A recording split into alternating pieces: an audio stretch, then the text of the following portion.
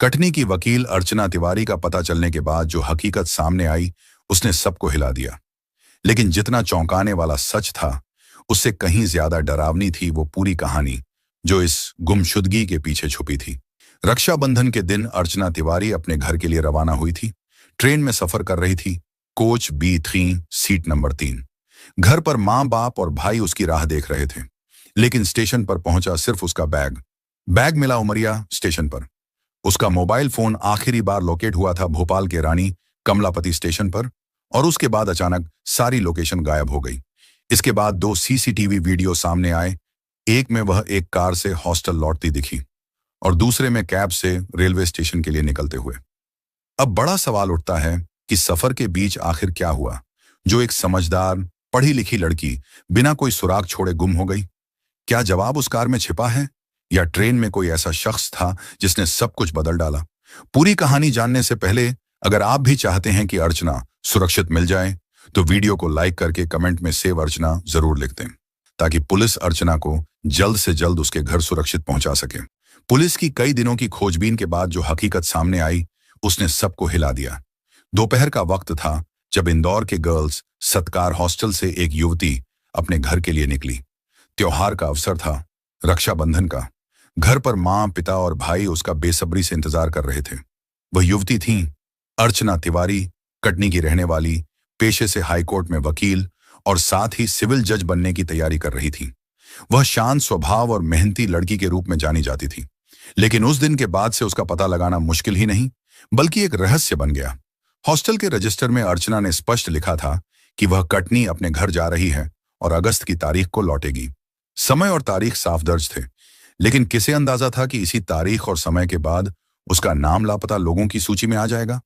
उसने नर्मदा एक्सप्रेस की टिकट ली थी, coach B3 birth number 3।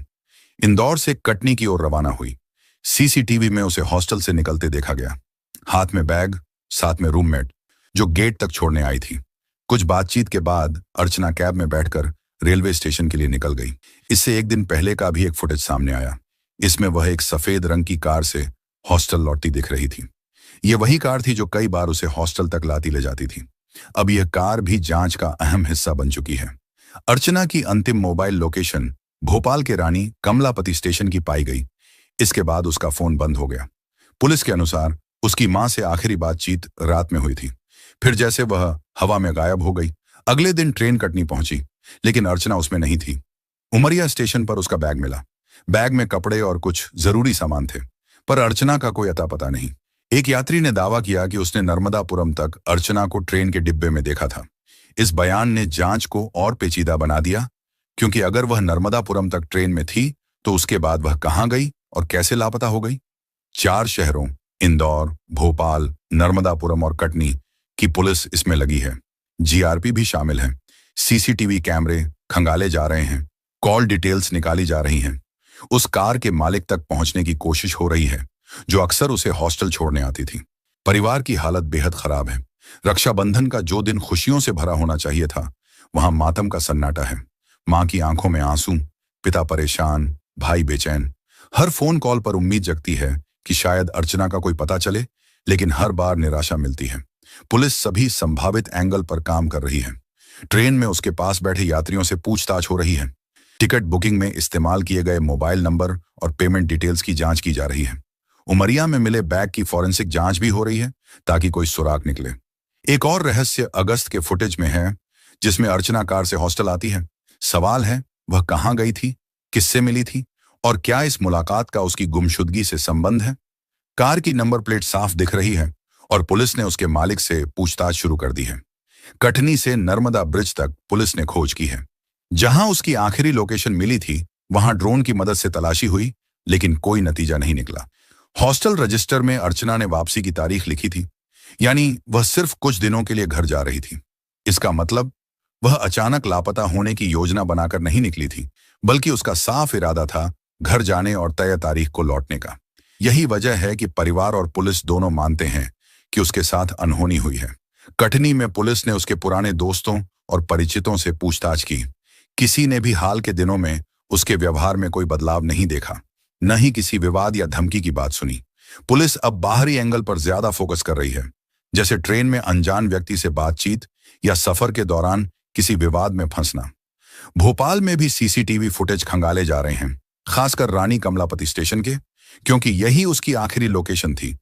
Police देखना चाहती है कि कहीं वह ट्रेन से उतरी तो नहीं, और अगर उतरी तो किसके साथ गई। उमरिया स्टेशन पर मिला बैग भी जांच का अहम हिस्सा है। सवाल यह है, बैग वहां कैसे पहुंचा? क्या किसी ने जानबूझकर उसे वहां रखा ताकि जांच गुमराह हो, या अर्चना ने खुद किसी कारण से वहां छोड़ दिया? ये सवाल अब भी जवाब मांग रहे हैं और जांच हर दिन नए मोड़ ले रही है।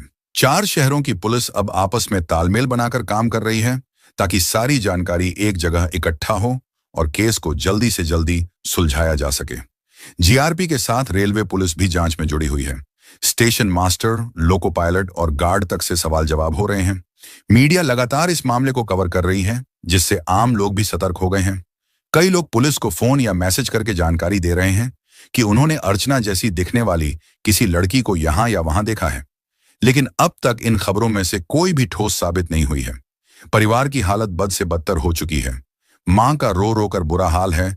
पिता हर थाने और पुलिस ऑफिस में जाकर मदद की गुहार लगा रहे हैं। भाई सोशल मीडिया पर अपील कर रहा है कि अगर किसी के पास जरा भी सूचना है तो तुरंत पुलिस को दे। यह केस अब सिर्फ गुमशुदगी का मामला नहीं रह गया, बल्कि एक ऐसा रहस्य बन चुका है जिसके हर पन्ने पर सवाल हैं, लेकिन जवाब कहीं नजर नहीं आते। पुलिस का दावा है कि वे इस केस को सुलझाने के करीब हैं, लेकिन कब और कैसे, इस पर कोई स्पष्ट बात नहीं हो रही। उमरिया से बरामद बैग से ऐसा कोई सबूत नहीं मिला जिससे अर्चना के ठिकाने का सीधा पता चल सके। बैग में केवल उसके कपड़े, एक पानी की बोतल, किताबें और पढ़ाई से जुड़े कुछ कागजात थे। इनमें ऐसा कुछ नहीं था जो रहस्य की परतें खोल सके। इस बीच पुलिस ने नर्मदा एक्सप्रेस के कोच B3 में यात्रा करने वाले सभी यात्रियों की पहचान कर उनसे पूछताछ पूरी कर ली है। कुछ यात्रियों का कहना है कि उन्होंने अर्चना को भोपाल के बाद भी देखा था, जबकि कुछ का कहना है कि उन्होंने उसे नर्मदापुरम तक देखा। इसके बाद वह कहां गई, किसी को पता नहीं चला। यह विरोधाभासी बयान जांच को और उलझा देते हैं। पुलिस इस बात पर भी गौर कर रही है कि क्या उसने कोच बदलकर किसी और डिब्बे में सफर जारी रखा या फिर किसी स्टेशन पर उतर गई। कार वाले मामले में भी नई जानकारी सामने आई है। वह कार इंदौर के एक शख्स के नाम पर रजिस्टर्ड है, जिसने पुलिस को बताया कि वह अर्चना को जानता है और कई बार उसे हॉस्टल छोड़ने या लेने गया है। उसका कहना है कि आखिरी बार वह अगस्त को अर्चना से मिला था, जब उसने उसे हॉस्टल छोड़ा था। उसके बाद वह उससे नहीं मिला। पुलिस इस बयान की पुष्टि करने के लिए उसके मोबाइल लोकेशन और कॉल डिटेल्स की जांच कर रही है। अर्चना के फोन रिकॉर्ड से पता चला कि उसने अगस्त 8 तारीख को अपनी मां से आखिरी बार बात की थी। उसने फोन पर कहा था कि वह ट्रेन में है और सब ठीक है। इसके बाद फोन बंद हो गया।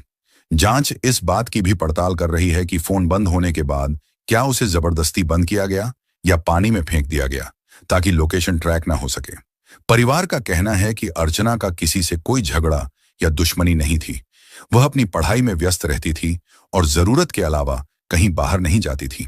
पुलिस फिर भी हर संभावना पर विचार कर रही है, चाहे वह लूटपाट हो, अपहरण, व्यक्तिगत रंजिश या किसी परिचित की साजिश। नर्मदा ब्रिज का लोकेशन पुलिस के लिए बेहद महत्वपूर्ण है, क्योंकि यही वह जगह है जहां फोन की अंतिम लोकेशन मिली थी। यहां गोताखोरों की मदद से नदी में तलाशी ली गई, लेकिन अब तक कोई ठोस सबूत हाथ नहीं लगा। पुलिस टीमों ने नदी के किनारे भी छानबीन की ताकि कोई कपड़ा, जूता या ऐसा सामान मिले जो अर्चना का हो सकता हो। परिवार की मानसिक स्थिति हर दिन खराब होती जा रही है। मां का दर्द शब्दों में बयां नहीं हो सकता। पिता थक चुके हैं लेकिन हार मानने को तैयार नहीं, और भाई हर प्लेटफॉर्म पर बहन का फोटो और जानकारी साझा कर रहा है। वे बस एक ही उम्मीद रखते हैं कि अर्चना सुरक्षित वापस लौट आए। अर्चना तिवारी का यह मामला अब एक खुली किताब की तरह है, जिसमें हर पन्ना रहस्य से भरा है, लेकिन जवाब कहीं नजर नहीं आते। पुलिस का कहना है कि वे जल्द ही इस केस को सुलझा लेंगे, पर यह जल्द कब आएगा किसी को नहीं पता। रहस्य की परतें एक के बाद एक खुल रही हैं, लेकिन अंत तक पहुंचना अभी